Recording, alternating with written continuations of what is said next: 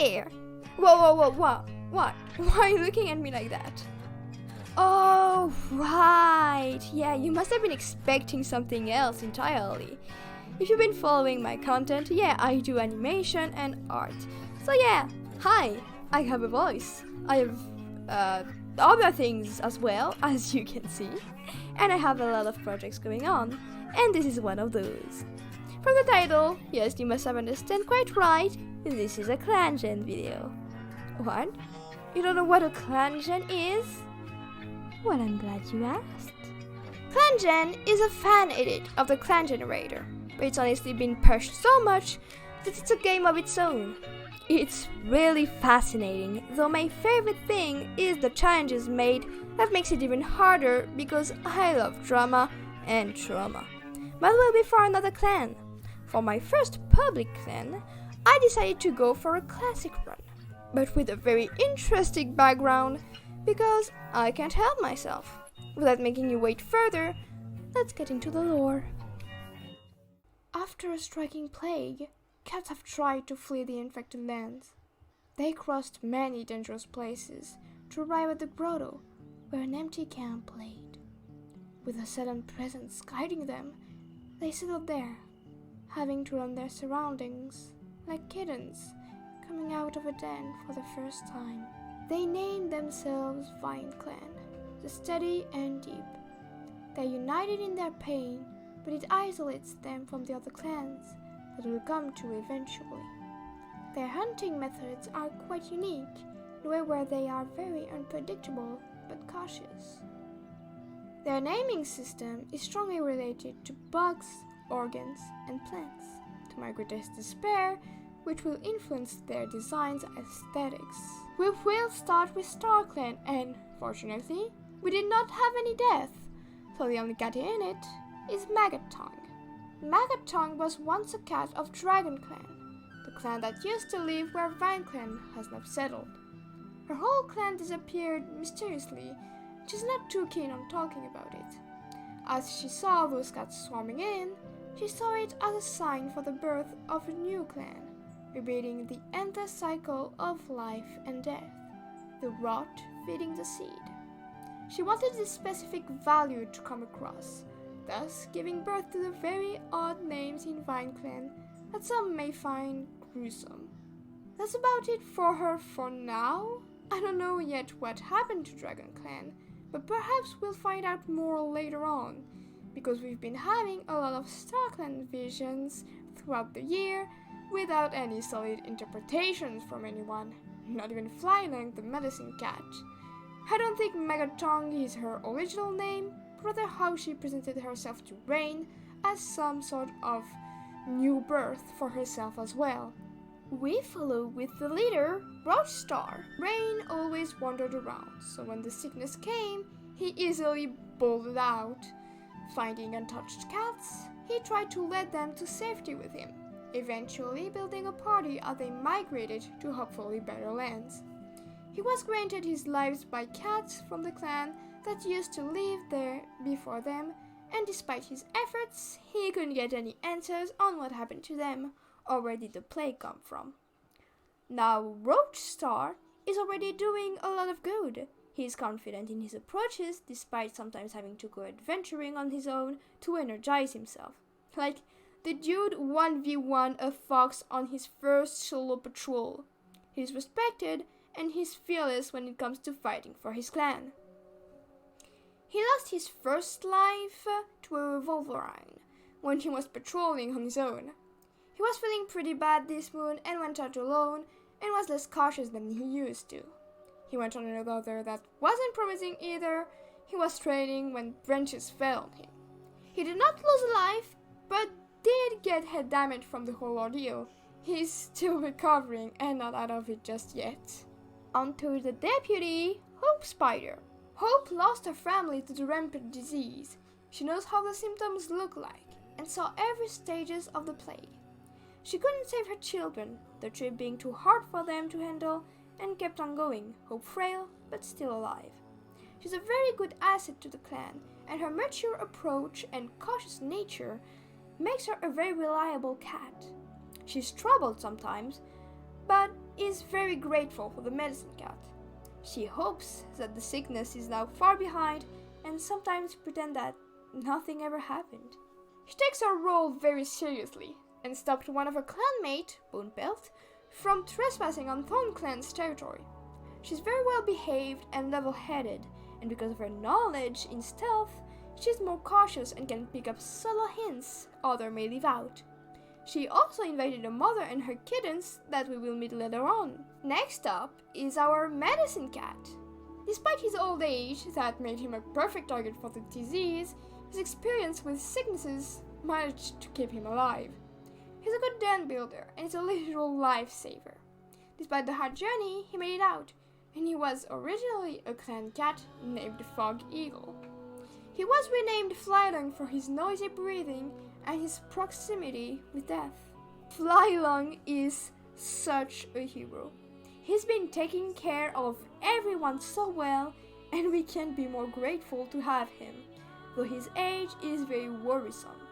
He saved a kitten from kitten cough and is such a sweet and cool grandpa. He was asked twice about Starkland, though his first time he felt like no matter how he would put it, they wouldn't understand, which he doesn't hold against them.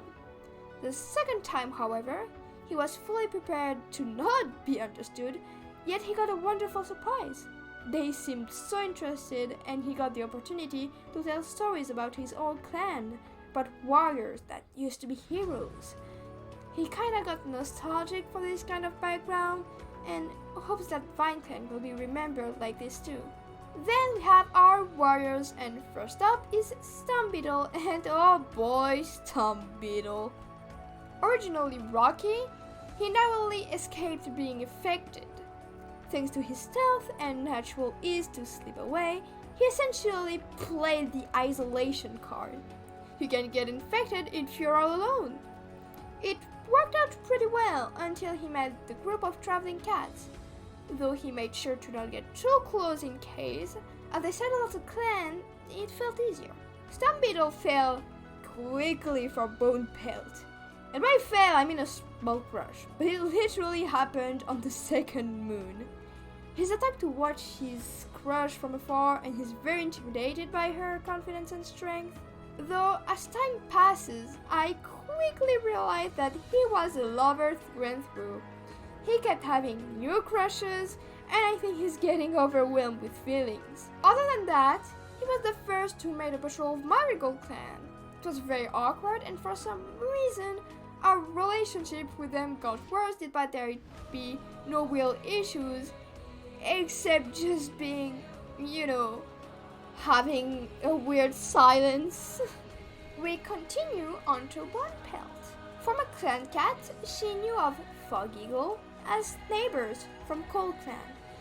As her clan slowly died to sickness, her and a patrol of cats left, trying to find a new place to live in.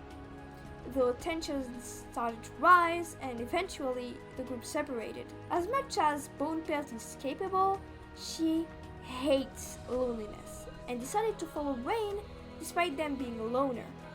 She found herself with Fog Eagle again and felt a little more reassured at a familiar face. Because of her fierce nature, there's little to no challenges she won't try to overcome. On a patrol with Stauber, they fought off a dog, but she had been wounded for some moons. She made it out without any scars, so that's all good. She started to get some romantic interest in Stauber at around 7 moons, but also has some for Host Spider, which leaves her with an interesting choice to make. She's not the only one to get those kind of mixed romantic feelings, and VineClan is really such a tangled mess with this, I swear to God. Next up is Birdie, that became Webtail. Webtail was born into a cutie pet life and was probably meant for one, but as everyone around started dying and decaying, this changed his whole future. He couldn't stay around, and unlike his skittish leader mates, he left. He often thought of going back for them, but the further and further he got, he knew he would never go back. It was just not worth it. He likes everyone and is very lively, but also strongly oblivious to things. He tends to not understand social cues, which led him to not realize Mothbrain's slightly aggressive attitude. He also had a vision as he was patrolling with Moth, but Moth didn't really want to talk about it that much, and doubted he actually saw something.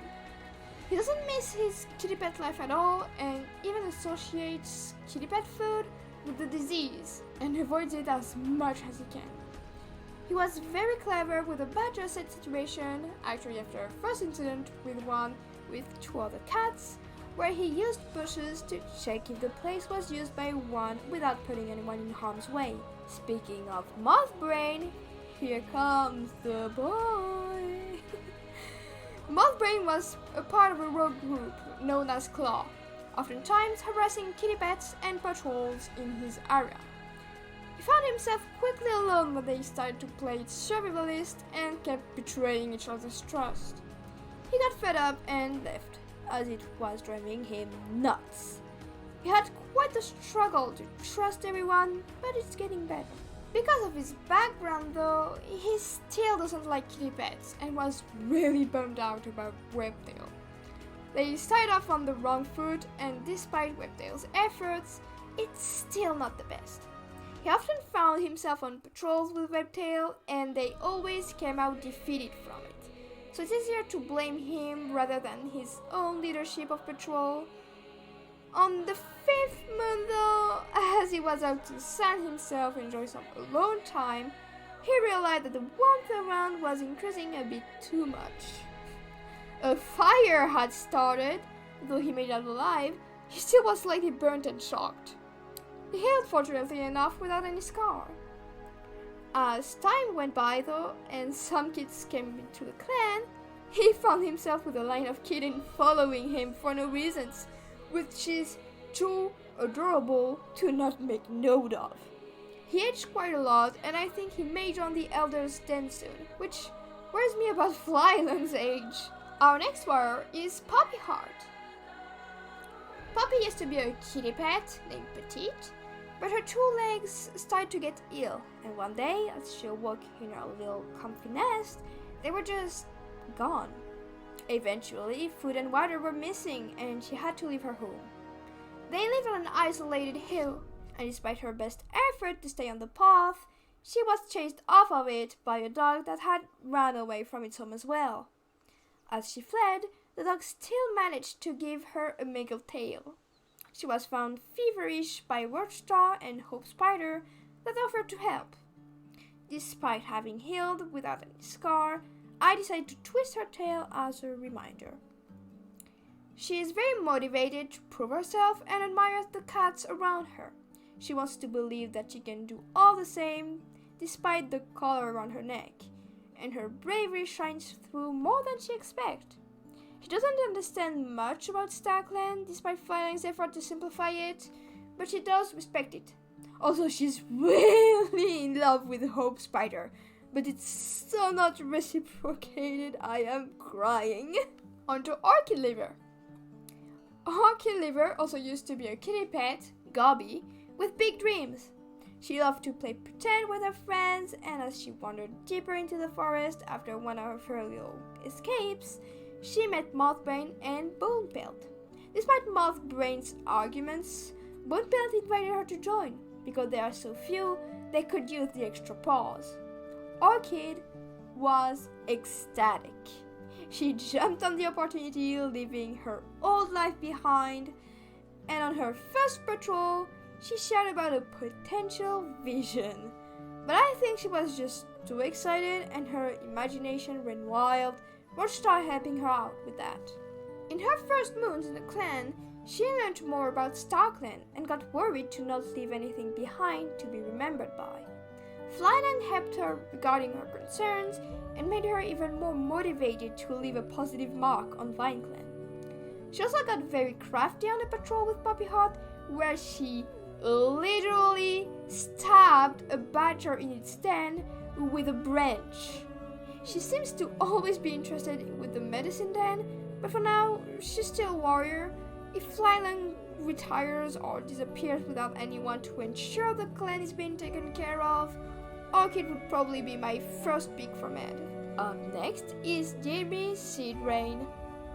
Seed Rain, who was known as Pushy, sorry I wrote that name, had been kicked out of her two-leg nest because of her pregnancy. They seemed to not enjoy the news of her bearing kittens. Still, she kept going, having to fend for herself and her future kids. But when they came, she realized she couldn't do it on her own.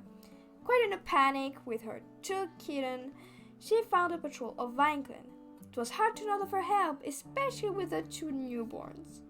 She's very gentle, and oftentimes she takes other cats to pretty and comforting spots when they feel anxious or had a bad day.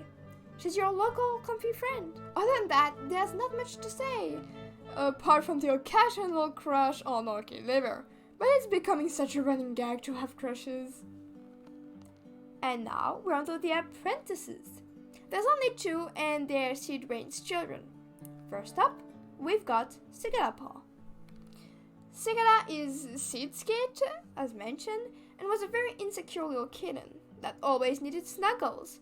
From her shy personality, she really bloomed into a pretty young she. Not just pretty as in health-wise, but she got a sort of light way to go around, and her soft, shy voice makes her all the sweeter to interact with. Her mentor is her mother, since they are really close, and it feels like Cicada would close off to others really fast. Though her first training was not really the best, her mother not really knowing how to start mentoring.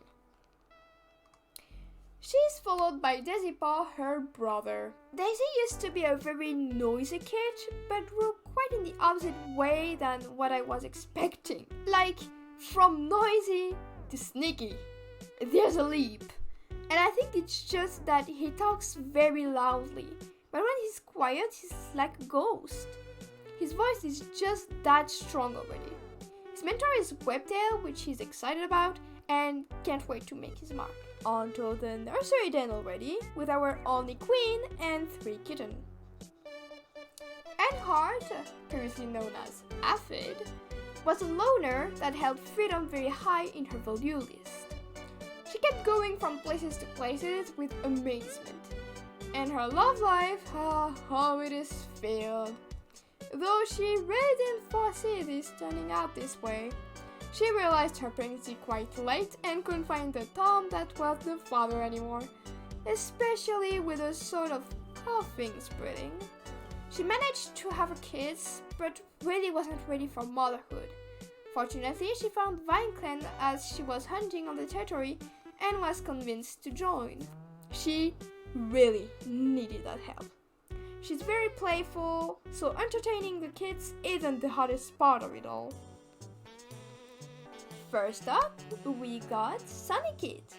He's very gentle with every living creature and seems to have a great respect for bugs, like the rest of the clan. It's something I didn't really touch on, but because of the sickness and the trauma they all got, they all feel quite insignificant in their own way, and bugs really reflect that to them. But it's not because something may seem insignificant to others that it is for them. Back to Sunny. He's a sweetie pie and the type to offer you a ladybug. Not much more to say, really. Then we have the one and only Tarantula Kid. I love that name so much. I didn't choose it and I just adore it. And look at her pelt, she's so pretty. She's nervous and oftentimes can be found hiding in cat's fur. She's endearing and always needs a familiar scent to fall asleep. I don't have much to extend on the kittens, as they don't really do much just yet. Finally, the last of the litter and the last of the clan, Fleekit. This one is annoying. Bullying, he targets his siblings unrelentlessly with a way of only I mess with my siblings vibe. For example, he would push Tarantula out of their mother's fur to take her place, or put bugs on Sunny Kid without telling them. But it's all in good fun.